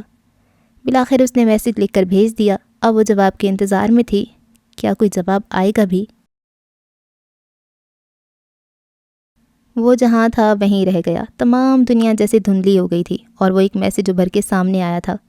کچھ منٹ پہلے ہی وہ اپنے فلیٹ کے کمرے میں داخل ہوا تھا۔ گلے میں پلیئر آف دا میچ کا میڈل لٹک رہا تھا اور دوسرے ہاتھ سے وہ جوتے اتار رہا تھا۔ اسے سمجھ نہیں آیا تھا وہ کیا محسوس کرے۔ حیران تو پہلے سے ہی تھا، وہ لمحہ آ گیا تھا جب وہ ایرج کو سب بتا دے گا۔ یہ ملاقات صرف سچ اور حق کی بنا پہ تھی، وہ یہ جانتا تھا، مگر ارمغان علی کو یہ منظور تھا۔ مجھے تمہاری بات سنی ارمغان، تم کیا کہنا چاہتے تھے؟ اس کے میسج میں کوئی غصہ، کوئی ناراضگی نہیں جھلکتی تھی۔ یہ کیسے ہوا تھا اسے کچھ سمجھ نہیں آیا تھا۔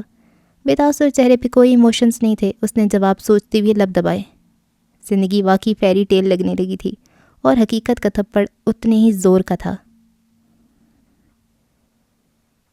ایرج نے ڈاکٹر نوشین کو آج کے سیشن کے لیے منع کر دیا تھا۔ آج اسے کہیں اور جانا تھا، شاید اب اسے تھیراپی لینی ہی نہیں تھی۔ تمام وجوہات جس نے اسے تھیراپی لینے پہ آمادہ کیا تھا اب حل ہوتی جا رہی تھیں، اور آج اس کی زندگی کی تمام الجھی ڈوریں سلجھنے والی تھی۔ ایک جر زدہ زندگی پہ لگا مرہم اس جر کو منمل کرنے والا تھا۔ کافی وقت بعد اس نے آج سفید جوڑا پہنا تھا۔ وہ سفید بہت کم پہنتی تھی، آج وہ جوڑا زندگی کے نام۔ لبوں پہ ہلکی سی لپ گلاس لگائی اور آنکھوں کے نیچے گہرے حلقوں کو کنسیلر سے چبانے کی کوشش کرنے لگی۔ آج سے یہ حلقے بھی مدھم پڑتے جائیں گے۔ وہ خوش نہیں تھی، وہ بے صبر تھی۔ زندگی کا وہ بند دروازہ تھا جس کی چابی کھوجنے وہ آج جا رہی تھی۔ اس نے کلچ میں بھی اختیار وہ زرد پاکٹ نائف ڈال دیا تھا۔ وہ تیار ہو کے اپنی امی کے کمرے کی طرف بڑھ گئی۔ سیاہ ٹرٹل نیک کو کالر موڑتے ہوئے وہ بے تاثر نظر سے خود کا عکس آئینے میں دیکھ رہا تھا، لب سلے ہوئے، دل پھٹا ہوا، ٹوٹا ہوا۔ ہاتھ میں گھڑی پہنتے اس نے فون اٹھایا۔ ایک آخری بار زندگی اسے اس سے ملا رہی تھی۔ یہ فیری ٹیل سے کچھ کم تھا کیا؟ مگر یہ ملاقات فیری ٹیل نہیں تھی، یہ ملاقات رومیو اور جولیٹ کی کہانی کا آخری باب تھا۔ بالکل وہ ہو رہا تھا جس کے وہ قابل تھا۔ حقیقت ایک بار پھر اسے اکیلا چھڑوانے کے لیے اس کے سامنے آ کھڑی ہوئی تھی۔ وہ جا رہا تھا اپنی اور اس کی زندگی بدلنے کے لیے۔ ہنا کو خداحافظ کہتے وہ ان کے کمرے سے صحن تک آئی تھی۔ اس کے عین سامنے دانیال کھڑا تھا۔ نہ ایرج نے کچھ کہا نہ اس نے، وہ دونوں بس ایک دوسرے کو دیکھ رہے تھے۔ اس کی نظروں میں سوال تھا، ایرج کی نظروں میں چبھن۔ وہ 7 ماہ پہلے بھی اسے کھچا کھچا لگ رہا تھا اور اب بھی۔ کیا نام ہے اس کا؟ اب کہ اس نے سوال کیا تو نظروں میں اجنبیت تھی۔ اس کا سوال وہ واقعی نہیں سمجھی تھی۔ کس کا نام؟ وہ صحن کے کنارے ہی کھڑی تھی۔ وہ کس کا نام پوچھ رہا تھا وہ سمجھ نہیں پائی۔ اس کا ہی جس سے آپ ملنے جا رہی ہیں۔ اس کی بات تھی، اس کا سوال تھا یا کوئی پگھلا ہوا سیسا؟ اس کی آواز میں طنز، چبھن یہ واضح کرتی تھی کہ وہ سب جانتا ہے۔ کیسے؟ وہ یہ نہیں جانتی تھی، مگر وہ سب جانتا ہے۔ شاید نام بھی پتہ ہو اور اب صرف یہ بتانے آیا ہو کہ وہ جانتا ہے۔ اس نے کبھی نہ سوچا تھا کہ وہ دانیال کے سامنے کمزور پڑ رہی تھی، مگر چند الفاظ دل کو جکڑ لیتے ہیں۔ وہ کیا جواب دے یا وضاحت؟ اسے اپنا آپ بالکل زمین بوس ہوتا محسوس ہوا تھا۔ وہ جانتی تھی کہ دانیال ارمغان کو اس کا بوائے فرینڈ سمجھ رہا ہے، پر حقیقت تو بالکل الٹ تھی۔ مگر وہ کیسے کہتی اور وہ کیا کہتی؟ اس نے لب کھولے تھے، اسے خود کو مضبوط کرنا تھا۔ زندگی سلجھنے والی تھی، وہ خود کو بکھرتا دیکھ نہیں سکتی تھی۔ ارمغان، اور جیسے اس کی زبان ان 6 حروف کے ایک نام پہ کٹ گئی تھی۔ اس سے ملنے مت جائیں، وہ خطرناک ہے۔ وہ اب کچھ نہیں کہہ رہی تھی، اب دانیال کہہ رہا تھا۔ وہ اسے پوچھنا چاہتی تھی کہ وہ ارمغان کو کیسے جانتا ہے اور وہ کیا جانتا ہے، مگر لفظوں نے ساتھ چھوڑ دیا۔ زبان دماغ سے جواب ڈھونڈ نہ پائی۔ دماغ تھا ہی سن، وہ کیا سوچتی؟ اس نے اپنے قدم چلتے محسوس کیے تھے۔ وہ دروازے کے پار قدم رکھ رہی تھی۔ دانیال نے آگے کچھ نہیں کہا، مگر ایرج نے پلٹ کر اسے دیکھا تھا۔ وہ گردن نفی میں لا رہا تھا، وہ اسے ہی دیکھ رہا تھا۔ وہ خطرناک ہے، مت جائیں۔ ایرج نے اپنے پیچھے دروازہ پھیر دیا تھا۔ نہ وہ اسے دیکھ سکتی تھی، نہ دانیال اسے۔ وہ گاڑی میں بیٹھ رہی تھی، وہ ملنے جا رہی تھی۔ اپنی زندگی کے لیے وہ ایک انجان خطرہ تو مول لے ہی سکتی تھی۔ ارج کے جانے کے بعد وہ صحن میں رکا نہیں بلکہ تیز تیز قدموں سے سیڑھیاں پھلانگنے لگا، ساتھ ساتھ فون پہ کچھ ٹائپ بھی کرتا جا رہا تھا۔ وہ چلی گئی ارحم بھائی، میں نے انہیں روکنے کی کوشش کی تھی مگر وہ نہیں رکی، اب میں کیا کروں؟ وہ اوپر آ کے تیز تیز سانس سے بھرتا جواب کا انتظار کرنے لگا۔ وہ جا رہا تھا ارج سے ملنے، اور یہ ملاقات ان دونوں کی زندگیوں میں جو طوفان لانے والی تھی اس کا اندازہ ارمغان کو خود بھی نہ تھا۔ یہ سب ایسے ہی ہونا تھا، جھوٹ چھپتا تھوڑی ہے۔ آج وہ اسے سب سچ بتانے جا رہا تھا۔ وہ اظہار محبت نہیں، اظہار حقیقت کرنے جا رہا تھا۔ وہ جا رہا تھا سیاہ ٹرٹل نیک پہ سیاہ کوٹ اور ڈریس پینٹ پہنے۔ وہ آج بہت مختلف لگ رہا تھا۔ پرفیوم کو کپڑوں میں چھڑکتے اسے پچھلے دنوں ارج سے کی گئی بات یاد آئی تھی۔ ایک دن پہلے اس کا پیغام اب بھی جگمگا رہا تھا۔ ارمغان بے جان نظروں سے اس پیغام کو بار بار پڑھ رہا تھا۔ پیغام بھیجنے والے کا چہرہ آنکھوں کے سامنے آ رہا تھا، اور پھر اس نے پیغام لکھنا شروع کیا۔ اس دن میں نے تم سے جھوٹ کہا تھا ارج، میں تمہیں جانتا ہوں اور میں سارا کو بھی جانتا ہوں۔ میرے پاس ایسی حقیقت ہے جس سے میں تمہیں بچانا چاہتا ہوں، مگر شاید اب تمہیں اس حقیقت کو جان لینا چاہیے۔ تم مجھ سے ملنے آؤ ارج، شاید یہ آخری ملاقات ہی صحیح، مگر اس بار تمہارے کیے گئے پہلے سوال کا جواب ہے میرے پاس۔ میں سارا کو جانتا ہوں، سارا سے جڑی بہت چیزوں کو جانتا ہوں، مگر کیا تم حقیقت سننے کی سکت رکھتی ہو؟ پیغام لکھتے اس نے جگہ بھی ساتھ لکھی اور موبائل پاور آف کر دیا۔ اسے پتہ تھا وہ آئے گی، کیونکہ مسٹری انسان کو کتا بنا دیتی ہے۔ حال اس نے سر جھٹکا اور سیاہ جوتے پہننے لگا۔ بڑی ہوئی شیپ کو اس نے آج ڈھنگ سے تراشا تھا۔ وہ بہت مختلف اور اشاش بشاش لگ رہا تھا۔ آنٹی کے پودوں میں گندگی نہیں کرنا، تمہاری گرل فرینڈ کو گھر میں آنے کی قطعاً اجازت نہیں ہے، اپنی آوارہ حرکتیں گھر سے باہر کرنا، اور لال بیگ کو مت کھانا، خدا کا واسطہ ہے تمہیں۔ ہر بار کی طرح گبی کو تلقین کرتا گھر کی چابیاں اٹھانے لگا تھا۔ وہ جا رہا تھا ایک آخری ملاقات کے لیے۔ او خدا دانیال، ارج کے پیچھے جاؤ، وہ خطرے میں ہے، اس کے پیچھے جاؤ فوراً، یا خدا اسے بچاؤ، جاؤ۔ ارحم کا جواب فوراً ہی موصول ہوا اور موٹر سائیکل کی چابی لے کر وہ نیچے بھاگا تھا۔ اسے ارحم سے کیا اور کیوں نہیں کرنا تھا، ابھی اس کا وقت بھی نہیں تھا، ابھی اسے صرف اپنے بھائی کی بات پہ عمل کرنا تھا۔ مریم پیچھے سے اسے پکار رہی تھی مگر وہ انہیں نظر انداز کر کے گھر سے باہر نکل چکا تھا۔ نمائش کی سڑکوں پہ چلتی وہ گاڑی اور اس میں بیٹھا مسافر دونوں الگ الگ جہانوں میں گم تھے۔ وہ خطرناک ہے، دانیال کے کئی الفاظ بار بار اس کے ذہن میں کسی گہوارے کی طرح گھوم رہے تھے۔ وہ آنکھیں بند کرتی تو ماضی یاد آ جاتا، آنکھیں کھولتی تو حقیقت، اور دونوں میں سے کوئی بھی سکون دہ ثابت نہ ہو پایا تھا۔ اس کی آنکھوں میں نہ آنسو تھے، بس ٹھنڈے یخ بستہ تاثرات۔ اس نے آنکھیں پھر سے موند لیں۔ ماضی یہ اس وقت کا ذکر ہے جب ارج 17 سال کی ایک لڑکی تھی، ایک عام لڑکی، بہت کانفیڈنٹ، بہت بہادر اور نڈر سی تھی۔ اس دن اس لڑکی کا 9ویں جماعت کا رزلٹ آنا تھا۔ وہ پوری رات سو نہیں پائی تھی۔ بورڈ کا پہلا رزلٹ جو تھا، صبح 11 بجے اس کا رزلٹ آیا تھا۔ وہ سب سے پہلے اپنے بابا کے کمرے میں بھاگی تھی۔ وہ اس وقت بستر سے ٹیک لگائے گرم گرم چائے پیتے اخبار پڑھ رہے تھے۔ ساتھ ان کے بڑے بھائی اور اس کے چاچو نسیم بھی تھے۔ Your daughter has scored 89%۔ وہ بھاگتی ہوئی بستر پہ آلتی پالتی مار کے بیٹھے اپنا رزلٹ بتا رہی تھی۔ سب کے چہرے مسکراہٹ سے چمک رہے تھے، جب کسی نے پیچھے سے ارج کی لمبی چوٹی کو ہلکا سا کھینچا۔ پہلے مجھے بتانا تھا نا تم نے۔ اس نے سر اٹھا کے دیکھا تو اس کے سر کے اوپر ارحم کھڑا تھا، جو ناراضی سے اسے دیکھ رہا تھا۔ آج اسکول کی چھٹی تھی اور وہ گھر پہ تھا۔ وہ اسکول میں پڑھتا نہیں، پڑھاتا تھا۔ تمہارے پاس کون سا میرے لیے کوئی تحفہ ہوتا؟ ارحم اسے کافی بڑا تھا، مگر اس نے بچپن سے ہی اسے آپ کر کے نہیں پکارا تھا۔ پہلے اسے بہت سمجھایا جاتا تھا، مگر اب کسی کو اتنی پرواہ نہ تھی۔ میں نے سوچا تھا CVO جانے کا، مگر خیر۔ وہ اس کی بات پر اور ناراض ہوتا کمرے سے جانے لگا۔ واپسی میں مال جا کے تم مجھے گفٹ دو گے تو راضی ہوں۔ اس کی بات پہ جہاں ارحم مسکرایا وہاں نسیم اور جاوید بھی ہنس دیے تھے۔ حال اس نے آنکھیں کھولی اور منظر آنسوؤں سے چھپ گیا تھا۔ تم ہمیشہ یہی کرتے تھے ارحم، تم نے ہمیشہ وہ مسکراہٹ سجائی رکھی جس کے معنی کھوکھلے تھے۔ تم کیئرنگ نہیں ہو، تم مینوپولیٹر ہو، تم نے ہمیشہ مجھے رلایا ہی ہے۔ وہ آنسو صاف کرتی، آنکھیں رگڑتی دل ہی دل میں کہہ رہی تھی۔ وہ بہت قریب تھی، زندگی کے رازوں سے بہت قریب۔ صدر میں آج بھی اتنا ہی شور تھا، اتنے ہی لوگ تھے، اتنا ہی ہجوم تھا۔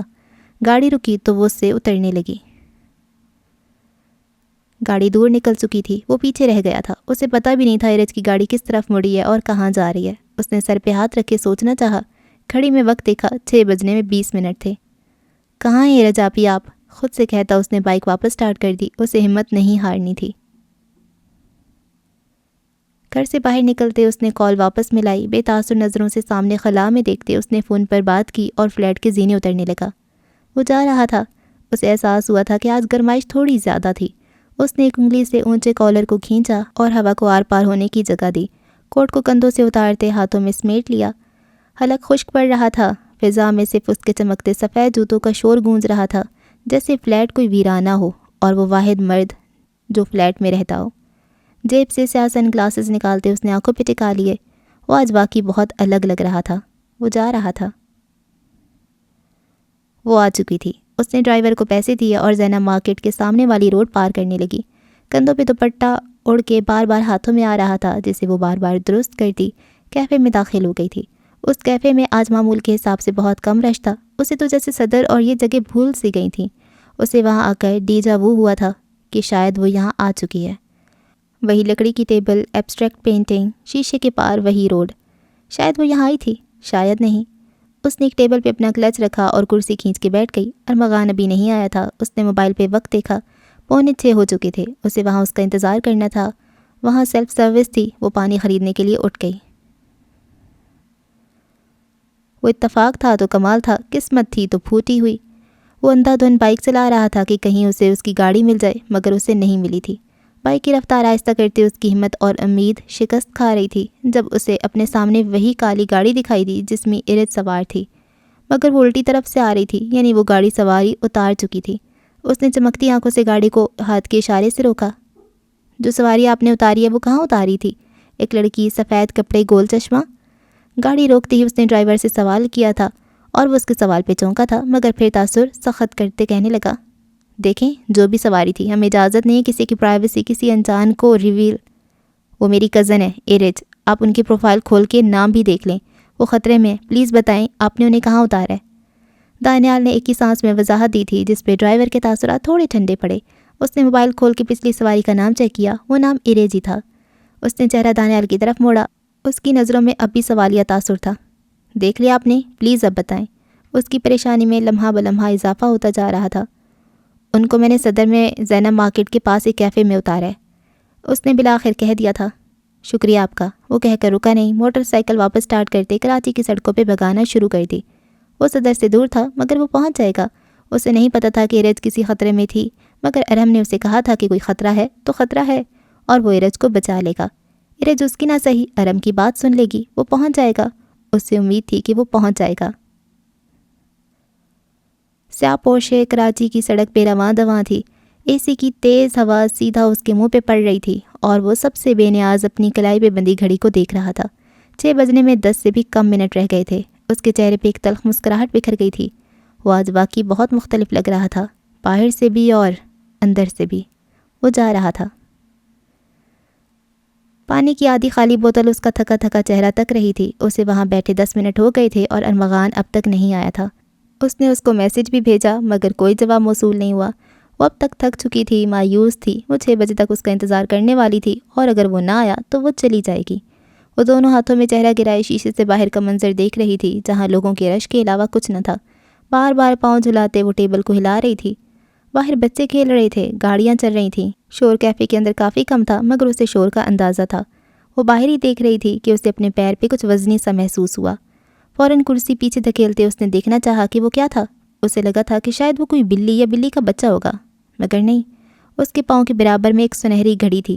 اس نے شوق کی نظروں سے اسے دیکھتی اٹھایا تھا۔ اس گھڑی میں 6 بج رہے تھے اور اسی لمحے اسے اپنے پیچھے سے آواز آئی، ایکسکیوز می، میری گھڑی۔ ارمغان کے لاہور جانے سے 2 گھنٹہ پہلے۔ لاہور جانے سے پہلے 2 روز کو ایک ضروری کام کرنا تھا۔ سیاہ پورشے کا دروازہ کھولا گیا۔ وہ اس کے اندر بیٹھتے ڈرائیور کو ہدایات دے کر چپ ہو گیا۔ جیب میں اب بھی اس گھڑی کا وزن محسوس ہو رہا تھا۔ اسے کام کرنا تھا۔ صدر کی مارکیٹ آہستہ آہستہ بند ہوتی جا رہی تھی مگر وہ ایک کیفے اب بھی کھلا ہوا تھا۔ دروازہ کھینچتے وہ کیفے کے اندر داخل ہوا تو کیفے میں نہ ہونے کے برابر لوگ تھے۔ اکا دکا لوگ بیٹھے آہستہ آواز میں باتیں کر رہے تھے۔ وہ سیدھا کاؤنٹر کی طرف آیا اور ایک کپ کافی کا آرڈر دے کر کرسی پہ آ کے بیٹھ گیا۔ ادھر ادھر نظر گھماتے اس نے اطراف کا جائزہ لیا اور پھر جیکٹ کی جیب سے سنہری گھڑی نکال کے مٹھی میں دبائی۔ ایک بار پھر ادھر ادھر دیکھا، کیفے سے اچھے خاصے فاصلے پہ اس کی سیاہ گاڑی کھڑی تھی اور وہ اس کا سایہ دور سے بھی دیکھ سکتا تھا۔ کوئی اس کی طرف متوجہ نہ تھا۔ اس نے گھڑی پہ گرفت ہلکی کی اور ایک پاؤں سے تھوڑا سا زور دے کے ٹیبل کا اوپری حصہ اٹھایا. گھڑی کو ایک مخصوص ٹائم پہ سیٹ کر کے ٹیبل اور روڈ کے بیچ ایسے پھنسا دیا کہ وہ گھڑی گرنے سے بھی نہ گرتی. کم از کم اتنے وقت تک تو نہیں جتنا وقت اسے درکار تھا. کافی پی کر وہ فوراً ہی وہاں سے اٹھ گیا تھا. کیفے سے تھوڑا دور آتے اس نے کال ملائی. ہر بار کی طرح فون پہلی گھنٹی پہ اٹھا لیا گیا. جی باس. دوسری طرف سے آواز آئی. لوکیشن مل گئی ہوگی. وقت بھی دیکھ لو. نہ 1 منٹ پہلے نہ 1 منٹ بعد. 10 دن بعد ٹھیک شام کے 6 بجے. وہ کال کاٹنے ہی لگا تھا کہ دوسری طرف سے سوال آیا. پر باس اگر وہ نہ آئی تو؟ وہ آئے گی. اسے میں لاؤں گا. مختصر سے جواب دے کر اس نے کال منقطع کر دی. گاڑی کا دروازہ کھول کے وہ بیٹھنے لگا تھا. اب ایک اور کام تھا جو اسے لاہور جانے سے پہلے کرنا تھا. حال. Excuse me. میری گھڑی. وہ بالکل سن ہو گئی. دنیا بالکل ٹھہر گئی اور ہر صوبے کا آواز گردش کرنے لگی. اس نے رفتہ رفتہ چہرہ گھمایا. اس کی سانسیں جہاں تھیں وہاں تھم گئیں. ارمغان اس کے عین پیچھے کھڑا تھا. اس کے چہرے پہ ایک انجان مسکراہٹ تھی. چہرے پہ سن گلاسز تھے اور وہ سیاہ ٹرٹل نیک پہ سیاہ کوٹ میں ملبوس تھا. اس کے پیچھے 3 باڈی گارڈز تھے جنہوں نے وہاں کے ویٹرز اور مینیجر پہ پستول دانی ہوئی تھی، مگر اتنی مہارت سے کہ باہر کسی بھی شخص کو احساس نہ ہو سکتا تھا کہ کیفے کے اندر کیا چل رہا ہے. وہ وہیں شل سی بیٹھی اسے دیکھ رہی تھی. کلچ میں رکھی چھری کا اسے احساس ہوا ہی نہ تھا. وہ تو ارمغان تھا. وہ تو اسے کوئی نقصان نہیں پہنچائے گا. وہ بہت مختلف لگ رہا تھا. اس کا چہرہ، اس کا حلیہ، اس کی مسکراہٹ، اس کا لہجہ، سب بہت مختلف تھا. اسے ارمغان آج واقعی انجان لگ رہا تھا. اس کا جواب نہ آنے پہ ارمغان کی مسکراہٹ اور گہری ہوئی. وہ اس کے سامنے جھکا کہ اب دونوں کے چہروں کے درمیان بس سانسوں کا فاصلہ تھا. آ گیا تمہارا ارمغان، تمہارے سوالوں کے جواب دینے کے لیے. تمہیں جاننا تھا نا کہ سارا کے ساتھ کیا ہوا تھا. وہ اپنی جگہ سے ہلا اور ایک کرسی کھینچ کے اس کے سامنے بیٹھ گیا. اپنی آنکھوں سے سیاہ چشمہ ہٹایا. اس کی آنکھوں میں بھی وہی حیوانیت تھی جو اس کی مسکراہٹ میں تھی. تمہاری کزن کو 7 ماہ پہلے میں نے مارا تھا. تمہارے بھائی سعد جاوید صدیقی کو بھی میں نے ہی قتل کیا تھا. اور اب تمہاری باری ہے ارد جاوید صدیقی. پہلے سعد، پھر سارا، اور اب تمہاری زندگی آج میں تم سے چھینوں گا. اور ہاں، سوری، مجھ سے غلطی ہو گئی اپنا تعارف کروانے میں. میں ارمغان نہیں ہوں، میں دوروس ہوں. اور دوروس کو اپنا کام اس دنیا سے لاکھ گنا زیادہ پسند ہے. تم نے ارمغان کے ساتھ اچھا نہیں کیا. بدلہ تو بنتا تھا نا پھر. وہ مدھم سا ہنس ہنس کے بول رہا تھا اور وہ ٹھنڈے پڑتے جسم سے اس کی بات سن رہی تھی. تم نے ارمغان کی محبت دیکھ لی ارج. اب تم دوروس کی ہوس دیکھو گی. تمہارے ساتھ میں اس سے بھی بدتر کروں گا جو میں نے سارا اور سعد کے ساتھ کیا. تم ارمغان کو عزیز ہو اور اس لیے مجھے تم سے اتنی ہی نفرت ہے. وہ کرسی سے اٹھتے کپڑے جھاڑنے لگا، پھر اس کی گردن کے قریب جھکا. بی کیئرفل کہہ کر رکا نہیں، پلٹ گیا. وہ کیفے سے نکل رہا تھا اور ارج سے تو جیسے کسی نے اس کی سانسیں چھین لی تھی. Be careful. اس کے کہے الفاظ دماغ کے کسی کونے میں دفن ہوئی یاد کو واپس اس کی آنکھوں کے سامنے لا رہے تھے. یہ تھی حقیقت. یہ تھا اس کے سوال کا جواب. یہ تھا ملاقات کا نتیجہ. اسے احساس ہوا تھا کہ وہ اپنی گھڑی لے گیا تھا. اس کا ذہن بالکل معاف ہو گیا تھا. کاش زندگی کے راز راز ہی رہتے. کاش کچھ سوال کے جواب اسے ملتے ہی نہیں. کاش وہ یہاں نہ آتی. کاش وہ اپنی زندگی مسٹری ہی رہنے دیتی. اس نے بے جان قدموں سے چلنا چاہا تھا مگر وہ لڑکھڑا گئی. ارمغان دور کہیں چلا گیا تھا. ایک لیڈی ویٹر نے اسے سنبھالا تھا مگر اس نے خود کو اس کے ہاتھوں سے آزاد کیا اور دروازے کی رخ میں چلنے لگی. وہ خطرناک ہے، مت جائیں. وہ دروازہ کھولتے باہر آئی تو سماعتوں سے تیز شور ٹکرایا تھا. ہوا کا تیز جھونکا بھی اس کے اندر کی روح کو جگانے کے لیے کافی نہ تھا. وہ خلا میں دیکھتے بس قدم بڑھا رہی تھی کیونکہ شاید اسے 7 ماہ پہلے جو ہوا تھا وہ یاد آ گیا تھا اور شاید اسے پتہ تھا کہ اس کے ساتھ کیا ہونے والا تھا.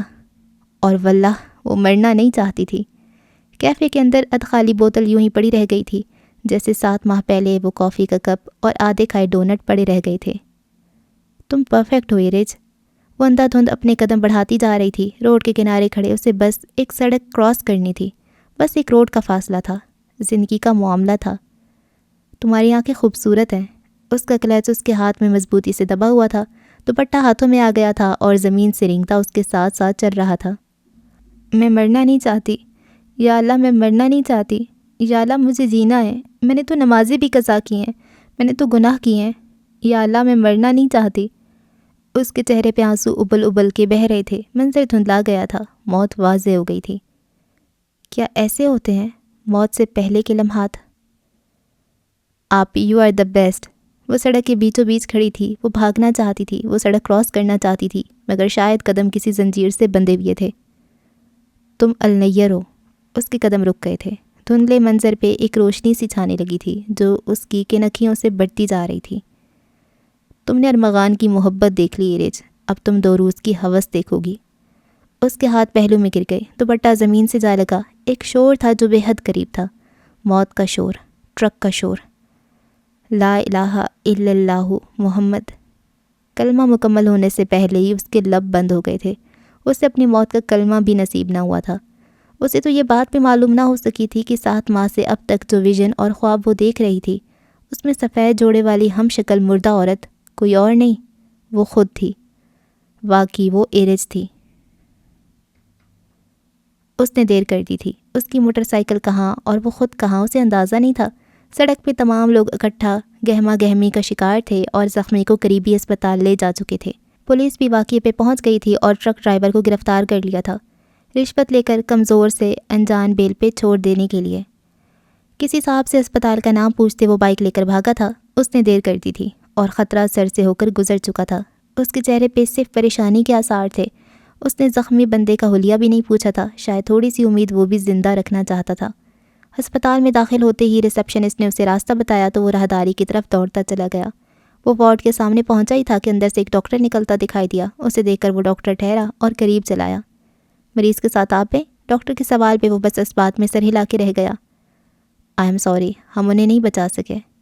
وہ اس کے کندھے پہ ہاتھ رکھے اسے کہہ گیا تھا جیسے کوئی معمولی بات ہو، پر دانیال کو لگا جیسے اس کے کان میں کسی نے پگھلا سیسا انڈیل دیا ہو۔ وہ بے جان قدموں سے کمرے کی طرف آیا۔ ڈاکٹر پیچھے غائب ہو گیا تھا۔ کمرے میں داخل ہوتے وہاں ایک ہی لاش تھی جس پہ سفید چادر اس کا چہرہ ڈھک رہی تھی۔ لرزتے ہاتھوں سے اس نے وہ چادر اس لاش سے اٹھائی اور وہ وہیں برف کا مجسمہ بن گیا۔ وہ ایرج نہیں تھی۔ سیاہ پورشے خالی ہائی وے پہ رواں دواں تھی۔ شام کی اس پہر بھی کوئی بندہ بشر، کوئی گاڑی دکھائی نہ دیتی تھی۔ مغرب کا وقت ہونے لگا تھا اور سورج لمحہ بلمحہ ڈھلتا جا رہا تھا۔ غور سے دیکھنے پر چاند کی ہلکی پھلکی جھلکیاں بھی دکھائی دیتی تھیں۔ سیاہ گاڑی کے اندر بیٹھا شخص کسی کو فون ملا رہا تھا۔ ہر بار کی طرح فون پہلی گھنٹی پہ اٹھا لیا گیا۔ کام ہو گیا؟ جی باس، باڈی آ گئی ہے، کل تک آپ کے پاس ہوگی۔ باقی کی بات کے لیے اس کے پاس وقت نہ تھا۔ اس نے ضروری خبر سنتے ہی کال کاٹ دی۔ ٹرک ڈرائیور کو اس کے 2-3 سفید کالر بندے جلد جیل سے چھڑوا لیں گے، پھر ایک اور گمشدہ لاش کا کیس کوئی زیادہ سے زیادہ 5 ماہ چل کے بند ہو جائے گا۔ یہی تھا پاکستان۔ اس نے فون کو کوٹ کی جیب میں ڈالا اور گھڑی کو ہاتھوں سے تھامے دیکھنے لگا۔ شاید اب تو اس پاکٹ واچ کا ہر نقشہ، ہر زاویہ اسے حفظ ہو چکا تھا۔ گھڑی کے پیچھے لکھی عبارت اب بھی ویسی ابھری ہوئی تھی، البتہ اس کی چمک ماند پڑ گئی تھی۔ اچھی یادوں میں اور بری یادوں میں ہم ساتھ رہیں گے ایکوریس، اس نے زیر لب خود سے کہا اور گھڑی کو بھی جیب میں ڈال دیا۔ اب ایک لمبا سفر طے کرنے کو باقی تھا۔ باس، سیدھا وہاں ہی جانا ہے؟ ڈرائیور نے وقفے بعد اس سے پوچھا۔ نہیں، اپنے گھر لے جاؤ پہلے، درستی سے کہتا اس نے سر جھٹک دیا۔ ڈرائیور بالکل چپ ہو گیا۔ وہ جا رہا تھا ایک آخری اور طویل ملاقات کے لیے۔ وہ جا رہا تھا ایک انکہے سوال کا طویل جواب دینے۔ وہ جا رہا تھا ایرج سے ملنے۔ وہ جا رہا تھا سیاہ ملک کے سب سے سیاہ شہر کی طرف۔ وہ لاہور جا رہا تھا کیونکہ فٹ بال کھیلنے تو لاہور ارمغان جاتا تھا۔ دوروز کو اور بھی بہت کام کرنے ہوتے تھے اور ابھی ایک ضروری کام تھا جو باقی رہتا ہے۔ اچھا جی، یہ ایپیسوڈ تھی ہماری کیا یار 4th ایپیسوڈ تھی نا۔ خیر، اچھا میرے خیال سے جو میرا تکا تھا کہ ارمغان ہی دوروز ہے وہ صحیح تھا۔ کیا بات ہے میری، میں جینیس ہوں یار۔ اور اس کو بھی شاید ایسی کچھ بیماری ہوگی کہ وہ کبھی ایک بن جاتا ہوگا بندہ، کبھی دوسرا۔ میں نے ایسی موویز دیکھی ہیں اور ہوتا ہے ڈوئل پرسنالٹی ڈس آرڈر کے، پتہ نہیں کون سی، اسپلٹ پرسنالٹی ڈس آرڈر، یہ ایک بیماری ہوتی ہے اور ایک پرسنالٹی دوسری پرسنالٹی کے ساتھ لڑتی رہتی ہے ہر ٹائم، اور جو ایک ایول سائڈ ہوتی ہے نا پرسنالٹی کی، وہ تھوڑی زیادہ خطرناک ہوتی ہے۔ تو وہ اس کا خیال رکھنے کے لیے نا اس کو کر رہی ہے۔ ارمغان ایرج کو محبت کرتا ہے۔ اچھا مجھے گھڑی والی تھوڑی سی بات نہیں سمجھ آئی، مطلب گھڑی وہ ٹیبل پہ پہلے رکھ کے چلا جاتا ہے اس کا بندہ، اور پھر تاکہ وہ آئے گی تو وہ گھڑی گرے گی، اور یہ گھڑی کا سین کیا ہے؟ گھڑی کو مجھے لگا تھا گھڑی غائب ہو جاتی ہے، جب گھڑی غائب نہیں ہوتی تو خود وہاں پہ جا کے رکھنے کی کیا ضرورت ہے؟ شاید اس کی ایک پرسنالٹی جا کے رکھاتی ہوگی اور اس کی دوسری پرسنالٹی کو اس کو بچانا ہوتا ہوگا. اگر وہ نہ بچائے تو پھر وہ اس کو مار دیتا ہوگا جو بھی وہاں پر جا کے بیٹھے. ہے نا؟ پاسبل ہے. اور یہ دانیال اور یہ ارحم کیا کر رہے ہیں؟ اگر ان کو پتہ ہے ارمغان کے بارے میں تو وہ اپنی کزن کو کیوں نہیں بتاتے؟ مجھے تو ارحم ہی نا وہ لگتا ہے ماسٹر مائنڈ. دیکھتے ہیں جی کیا ہوتا ہے. آپ بتائیں آپ کو کیا لگتا ہے کہ کیا ہوگا. نیکسٹ ویڈیو میں نیکسٹ ایپیسوڈ میں ملاقات ہوگی. دعا میں یاد رکھیں. اللہ حافظ.